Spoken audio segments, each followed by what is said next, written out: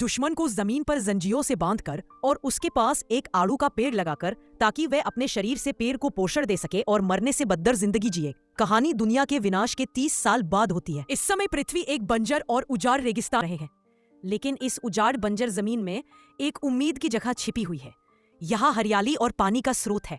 यहाँ रहने वाले लोग अपनी मेहनत से शांतिपूर्वक और संतोष से जी रहे हैं। वे भरपूर भोजन और वस्त्रों का जीवन जी रहे हैं। लेकिन अच्छा समय लंबे समय तक नहीं रहता। जब जॉय और उसकी बहन जंगल में आड़ू तोड़ रही थे, तो उन्होंने अचानक नखलिस्तान ओएसिस की सीमा पर जंगली लोगों के एक समूह को देखा।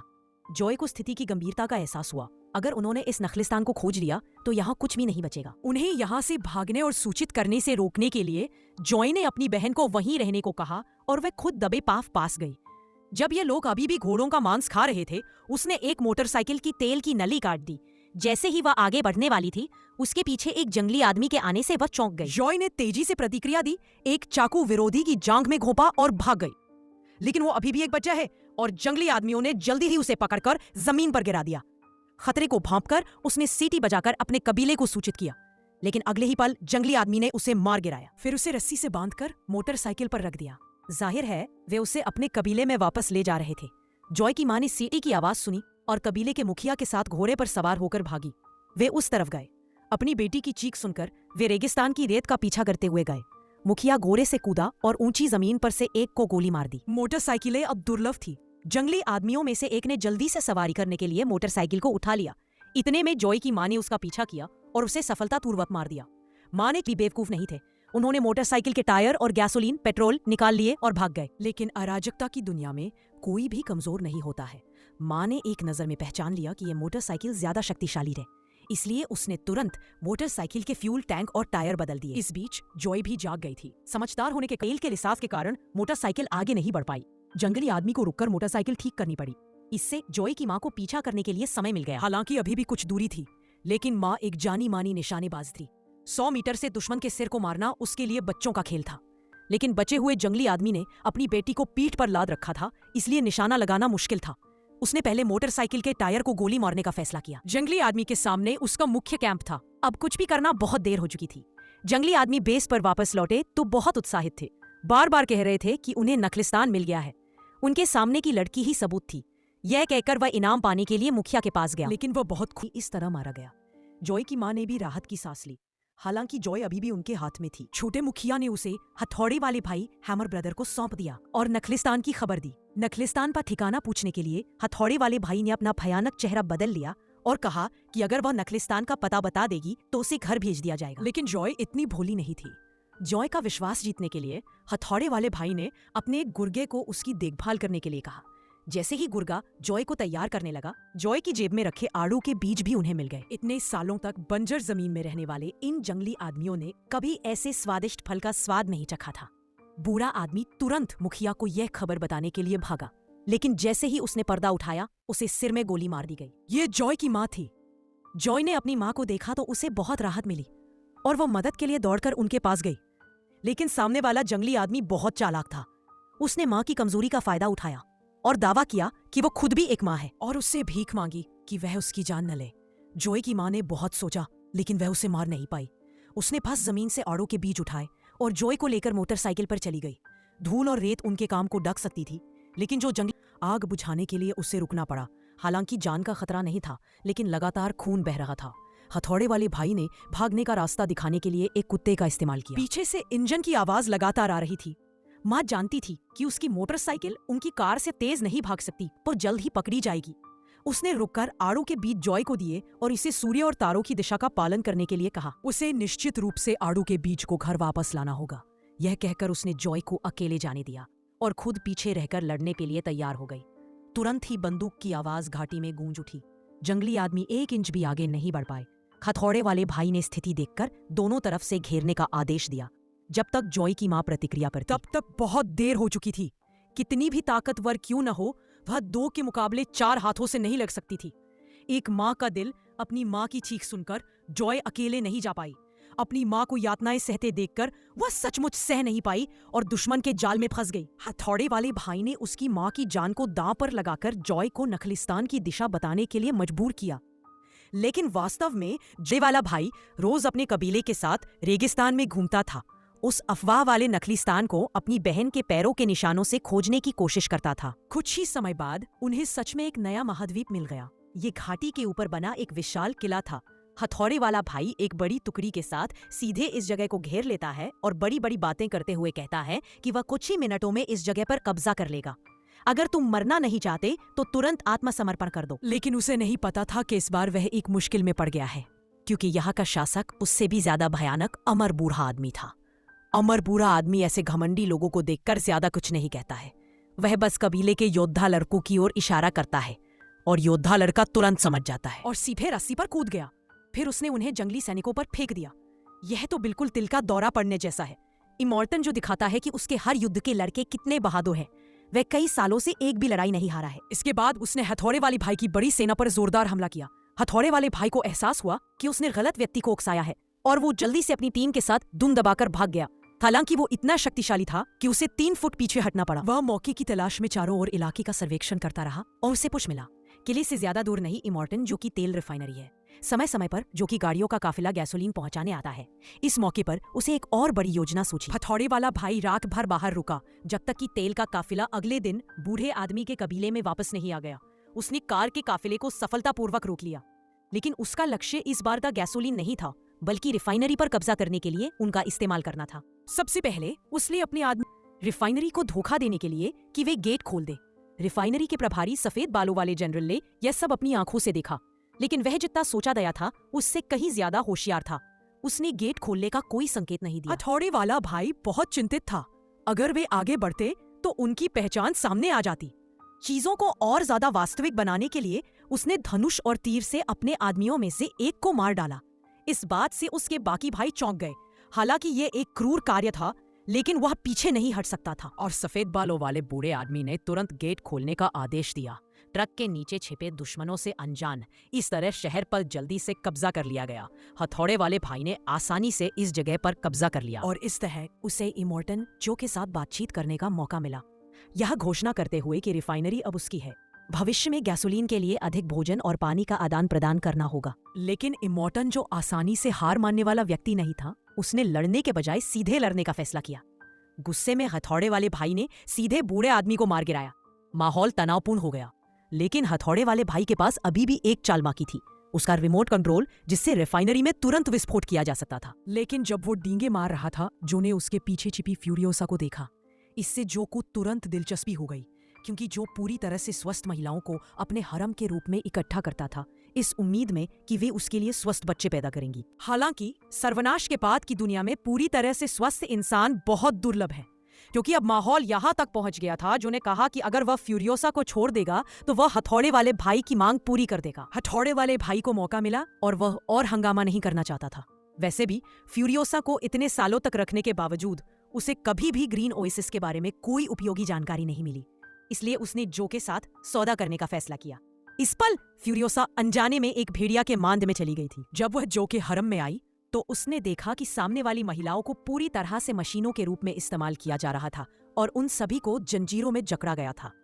फ्यूरियोसा भविष्य में ऐसी नहीं बनना चाहती थी, इसलिए उसने आधी रात को चुपके से अपने बाल काट लिए। फिर नकली बाल बनाने के लिए मोम का इस्तेमाल करके उन्हें फलों की प्लेट पर चिपका दिया और उन्हें अपने सिर पर विग के रूप में पहना। उसी रात इमॉर्टन जो का बड़ा बेटा फ्यूरियोसा को चुपके से अपने कमरे में ले गया ताकि वह उस पर पहले हमला कर सके, लेकिन फ्यूरियोसा ने उसे मार दिया और भाग गई। जब उसने उसका पीछा किया तो फ्यूरियोसा कहीं नहीं मिली। इस बीच जो का दूसरा बेटा वहां से गुजरा। बॉस फ्यूरियोसा के भागने के बारे में नहीं बता सकता था, इसलिए उसने नाटक किया कि कुछ नहीं हुआ। इस तरह फ्यूरियोसा बाल बाल बच गई। फिर उसने एक मैकेनिक का वेश बनाया और अराजकता के बीच बच निकली। ठीक उसी दिन एक भयंकर तूफान आया और एक खुदाई करने वाली मशीन को गिरने का खतरा था। इसे वापस खींचने की कोशिश में उसके कई आदमी मर चुके थे। तभी फ्यूरियोसा बाहर निकली और अपनी फुर्ती का इस्तेमाल करके सफलतापूर्वक खुदाई करने वाली मशीन को वापस बचा लिया, जिससे एक बड़ा नुकसान होने से बच गया। इस महान कार्य के बाद जो के दूसरे बेटे ने उसे कार मैकेनिक के रूप में पदोन्नत कर दिया। उसकी नई स्थिति के साथ वह कई सालों तक चुपके से रही और आखिरकार उसे भागने की उम्मीद की किरण मिली। जैसे जैसे बाहरी दुनिया में अराजकता बढ़ती गई, जो ने संसाधनों के परिवहन के लिए एक सुपर बैटल वैगन बनाने की तैयारी की। ऐसे मुश्किल से मिलने वाले मौके पर उसने चुपके से एक मोटरसाइकिल चुराई और उसे अपनी बैटल वैगन के नीचे छुपा दिया।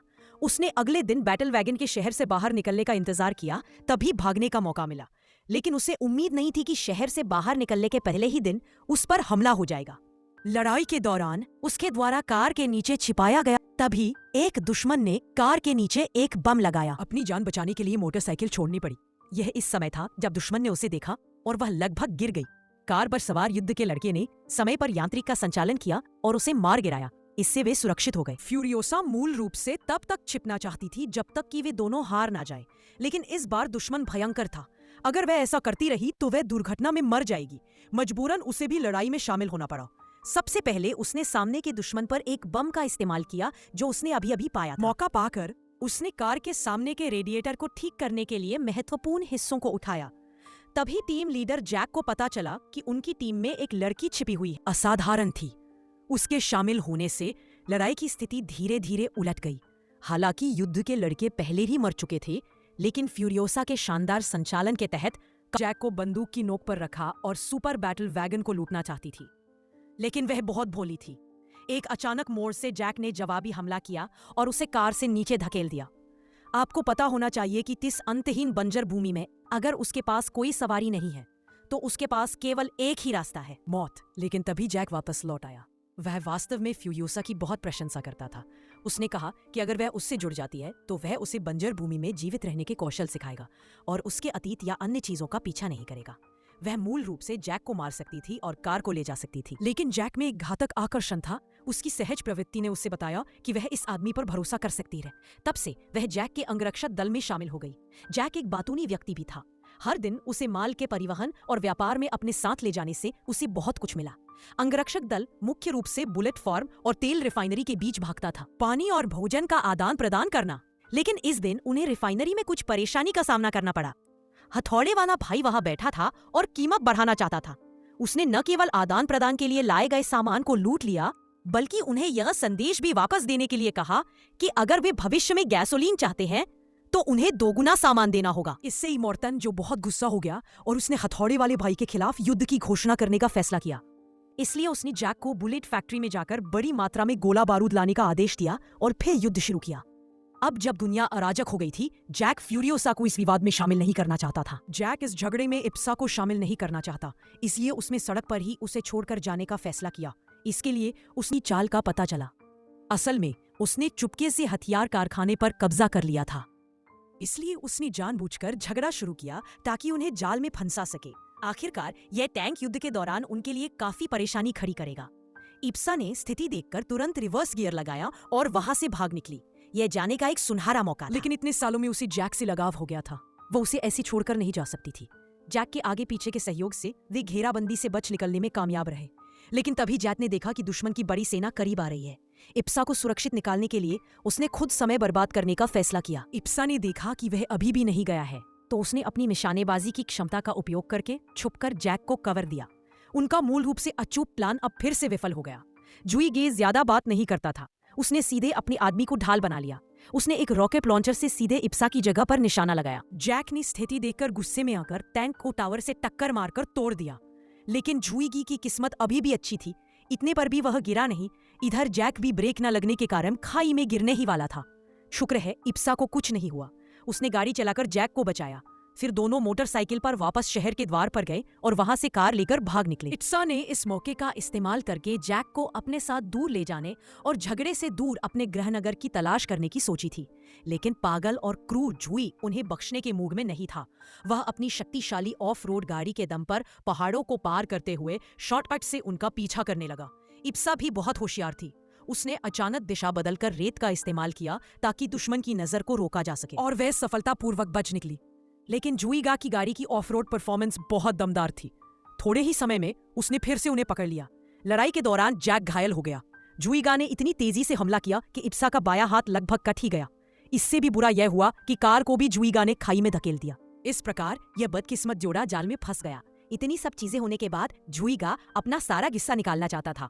उसने दोनों को तड़पा तड़पा कर मार डालने का फैसला किया। उसने अपने आदमियों से मोटरसाइकिल पर जैक को खींचकर पागलपन से गोल गोल भगाने को कहा और इप्सा को लटका दिया ताकि वह आंखों से सब कुछ देखती रहे। उसे इतना भी काफी नहीं लगा तो उसने जैक को फाड़ने के लिए खूंखार कुत्ते भी छोड़ दिए। इसी तरह उन्होंने उन्हें पूरा आधा दिन तक परेशान किया। जब जुईगा ने अपना गुस्सा शांत किया और पीछे मुड़कर देखा तो उसने पाया कि इप्सा ने पहले ही अपना हाथ कटवाकर अपनी जान बचा ली थी। वह भरी हुई नफरत के साथ वहां से भाग निकली। वह पुराने मुखिया के कबीले में वापस आई। उसने तुरंत सारी खबर पुराने मुखिया को बताई। यह स्पष्ट था कि उसका अगला प्लान यहाँ हमला करना था। ये खबर सही समय पर आई थी क्योंकि इस समय उन्होंने तेल रिफाइनरी की ओर देखा जहां भयंकर आग लगी हुई थी। पुराना मुखिया पहले ही इस मौके का फायदा उठाकर तेल रिफाइनरी पर कब्जा करने की तैयारी कर रहा था। अब ऐसा लगा कि जुईगन ने जानबूझकर उन्हें बाहर निकालने के लिए ऐसा किया है। सोच विचार के बाद पुराने मुखिया ने जैसे को तैसा जवाब देने का फैसला किया। पहले एक छोटे से समूह को भेजा ताकि जुईगन को लगे कि वे जाल में फंस गए हैं। जुईगन ने सोचा कि वह उनके सैनिकों की कमी का फायदा उठाकर सीधे किले पर कब्जा कर लेगा, लेकिन अप्रत्याशित रूप से वह पुराने मुखिया की घात में फंस गया और लगभग हार कर भागने ही वाला था। इप्सा जानती थी कि बदला लेने का सुनहरा मौका आ गया है। उसने यांत्रिक हाथ पहना और दाढ़ी चलाकर पीछा किया। इस समय जुईगो गोली बारूद से रहित हो चुका था। देख रहा था कि उसके बचे हुए कुछ भाई एक एक करके मारे जा रहे हैं। उसने तुरंत सबको भागने का आदेश दिया। इप्सा को एक पल के लिए भी जुईगा का रास्ता समझ नहीं आया। उसने एक एक करके निशाना साधने का फैसला किया। उसने नाइट्रोजन बूस्ट चालू किया और तेजी से पीछा किया। उसने जल्द ही एक टीम को पकड़ लिया। अफसोस, इस सबसे बड़ी टीम में जुईगा का कोई निशान नहीं था। लगता है उसने गलत अनुमान लगा लिया था, लेकिन यह जगह एकदम सही थी क्योंकि यह ऊंचाई पर थी। उसने 8 गुना जूम वाली दूरबीन का इस्तेमाल करके जल्दी से दूसरी तरफ निशाना साधा, लेकिन वह आदमी दूसरे छोटे कबीले के जंगली आदमियों से पहले ही मारा जा चुका था। असली चेहरा देखने के बाद उसे पता चला कि यह जुईगा नहीं है, तो बस एक ही रास्ता बचा था। इस समय जुईगा अभी भी सोच रहा था कि उसने इप्सा को पीछे छोड़ दिया है। एक रात आराम करने के बाद जब वह उठा तो उसने पाया कि उसकी पानी की बोतल किसी ने काट दी है। यहाँ तक कि मोटरसाइकिल के पहिए भी गायब थे। चारों ओर देखने पर उसने पाया कि तिप्सा एक भूत की तरह उसे घूर रही है। तभी उसे पता चला कि बंदूक में भी गोलियां नहीं है। इस क्षण उसे निराशा का मतलब समझ में आया। पैदल भागने पर भी वह उसका पीछा करती रहेगी। यह दबाव उसके लिए असहनीय था। वह सिर्फ झुककर घुटने टेक सकता था और दया की भीख मांग सकता था। तभी उसे याद आया कि उसके सामने वाला दुश्मन वही इप्सा है जिसे उसने 10 साल पहले पकड़ा था। अब वह खत्म हो गया। उसकी नफरत उसे कभी ना खत्म होने वाले नरक में धकेल देगी। उसने सोचा कि सबसे बुरी चीज यही होगी कि वह तड़प तड़प कर मर जाएगा, लेकिन उसने इप्सा के तरीकों को बहुत कम आंका था। इप्सा ने एक शुभ जगह ढूंढी और उसकी जांघों के नीचे आड़ू का बीज बो दिया। उसने उसके शरीर के पोषक तत्वों का उपयोग करके ताजे आड़ू उगाए और उसे लोहे की चेन से बांध दिया। इससे वह जीवन भर ऐसी दयनीय स्थिति में रहा जहां वह न जी सकता था और न मर सकता था। गाइस, ये वीडियो बनाने में हमें बहुत टाइम लगा। अगर आपको अच्छा लगा हो तो सब्सक्राइब जरूर करें। मिलते हैं एक नया एपिसोड के साथ। धन्यवाद गाइस।